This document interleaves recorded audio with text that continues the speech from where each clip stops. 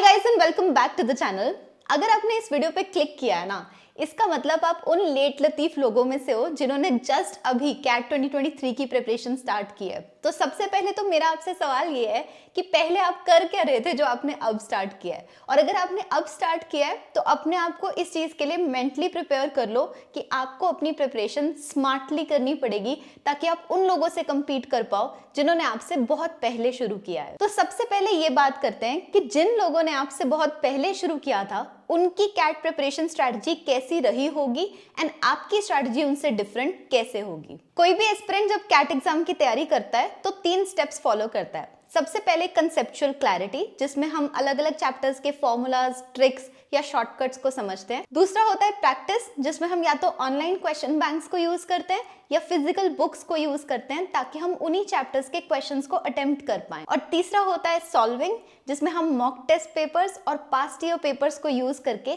Cat के level के questions को सॉल्व करते हैं। अब ये तो होती है उन लोगों की प्रिपरेशन जो बड़े पंक्चुअल थे और उन्होंने टाइम पे शुरू किया, लेकिन जिन लोगों ने लेट शुरू किया है उनकी प्रिपरेशन एग्जैक्टली रिवर्स ऑर्डर में मूव करती है जस्ट बिकॉज उनके पास टाइम कम होता है। तो आपकी प्रिपरेशन में आपका पहला स्टेप होगा सॉल्विंग। आपके लिए कैट के पेपर का ईगल्स व्यू मिलना बहुत जरूरी है। ईगल्स व्यू का मतलब होता है आपको ये पता होना चाहिए कि कैट के पेपर में किस तरह के क्वेश्चंस आते हैं, उन क्वेश्चंस में से किस तरह के क्वेश्चंस आपको अटेम्प्ट करने चाहिए और किस तरह के टॉपिक्स की आपको प्रिपरेशन करनी है। Let me explain this by giving you an example. Total number of questions में से अगर आप इतने नंबर ऑफ क्वेश्चंस अटेम्प्ट करते हो और इतने नंबर ऑफ क्वेश्चंस को करेक्टली अटेम्प्ट करते हो तो आप इस एग्जाम में 99 परसेंटाइल फॉर श्योर स्कोर कर सकते हो। सो जब आप कोई भी मॉक टेस्ट लोगे आपको ये क्लैरिटी मिलेगी कि अगर आपको VARC के अंदर 18 क्वेश्चंस अटेम्प्ट करके आने होते तो आप कौन से क्वेश्चंस को पिक करते। जैसे let me use a book and give you this example.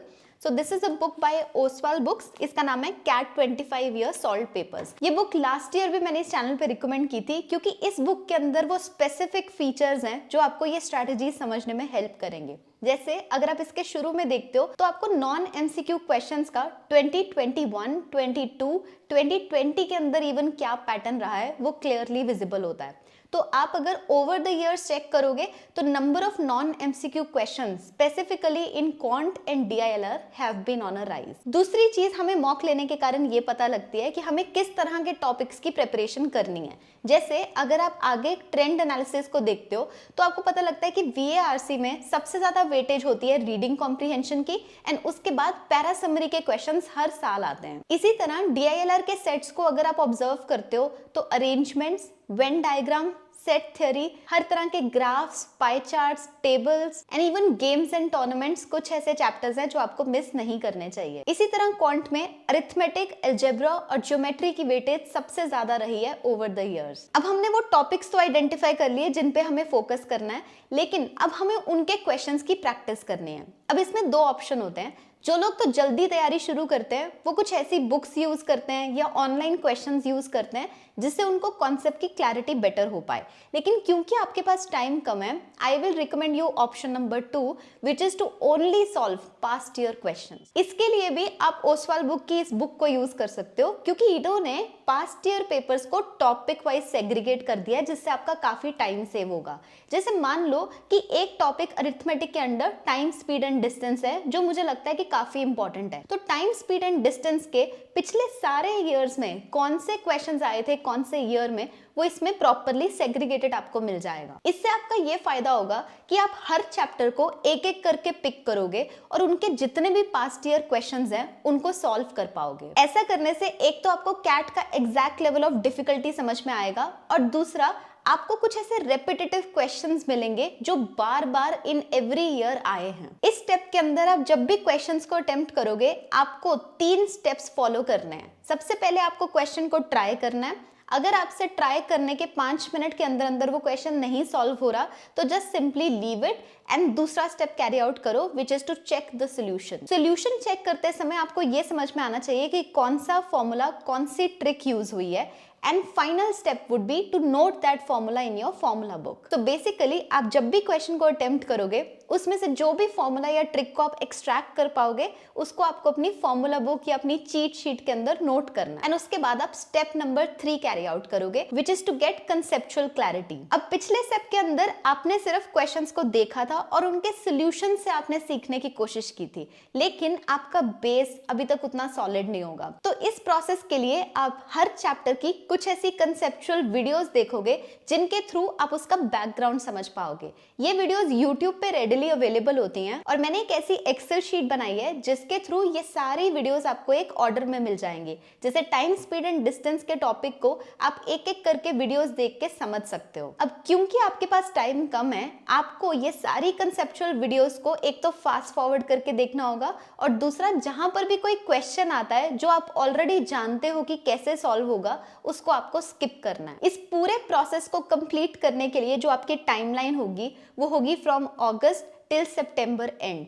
September end तक आपके सारे इंपॉर्टेंट चैप्टर्स के past year questions as well as concepts आपको पता होने चाहिए। अब ये तो था आपकी प्रिपरेशन के लिए एक ईगल्स पॉइंट ऑफ व्यू, लेकिन मॉक टेस्ट को जब आप सितंबर के बाद अटेम्प्ट करोगे उन्हें अटेम्प्ट करने के लिए भी एक ईगल्स पॉइंट ऑफ व्यू होता है जिससे आप स्मार्टली अटेम्प्ट कर पाओगे, लेकिन उसको मैं 1 अगस्त को एक वीडियो बनाऊंगी जिसमें डिस्कस करूंगी उन लोगों के लिए जो ऑलरेडी स्टार्ट कर चुके हैं। Now that this point is clear to you, आखिरी सेक्शन में मैं आपको कुछ जनरल टिप्स दूंगी ताकि आप अपनी प्रिपरेशन को आराम से कर पाओ। सबसे पहला पॉइंट आपके लिए होगा नेगेटिव सेल्फ टॉक को विंडो के बाहर फेंक देना।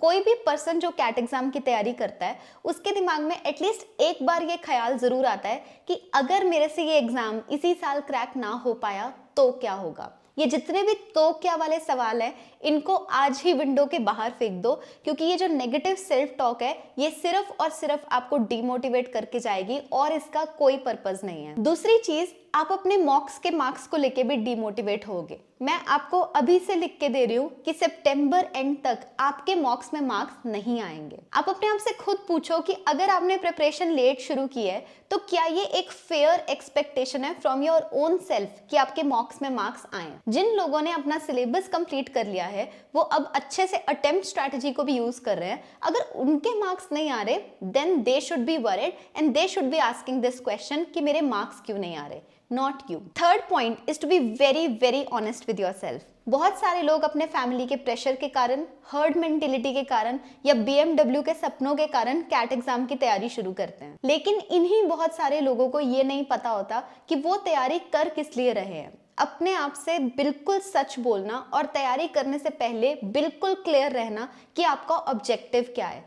जब आपको ये पता होता है ना कि मुझे कोई चीज क्यों चाहिए, तब आपको उसके लिए बाहर से मोटिवेशन की जरूरत नहीं होती, आप इंट्रिंसिकली मोटिवेटेड होते हो और फिर सारे के सारे चैलेंजेस या वो नेगेटिव सेल्फ टॉक बेकार लगने लग जाती है। मैं आपको इसका एक रियल लाइफ एग्जांपल देती हूँ। ये वीडियो जो आप देख रहे हो ये मैं सेकंड टाइम रिकॉर्ड कर रही हूँ, क्योंकि पहली बार जस्ट 30 मिनट्स बैक जब मैंने ये वीडियो स्टार्ट की थी रिकॉर्ड करनी, मैंने बड़े मजे से पूरी वीडियो रिकॉर्ड कर ली और इतनी अच्छी वीडियो बनी थी, लेकिन उस समय मैं माइक को ऑन करना ही भूल गई। तो जब मैंने देखा कि मैंने माइक ऑन नहीं किया था, ऑब्वियसली मेरे दिमाग में ये बात आ रही थी कि अरे यार अब दोबारा से एफर्ट डालना पड़ेगा। लेकिन अभी भी मैं ये वीडियो बनाते समय उसी एनर्जी लेवल के साथ बात कर रही हूँ या उसी तरह से चीजों को प्रेजेंट कर रही हूँ, बिकॉज मेरे दिमाग में वो ऑब्जेक्टिव क्लियर है। I want to publish this video for all of you. जब आप इंट्रिंसिकली मोटिवेटेड होते हो ना, वो चैलेंजेस नजर ही नहीं आते। सो बस यही कुछ पॉइंट्स थे that I wanted to share with you, ताकि आप अपनी जर्नी को किक स्टार्ट भी कर पाओ और through out the preparation motivated भी रह पाओ। I truly hope that this video helps you. अगर आपको कोई भी नेगेटिव सेल्फ टॉक हो रही है या कोई भी इशू फील हो रहा है, just put it down in the comments and I will be happy to reply to you. Thank you so much for watching this guys and all the very best.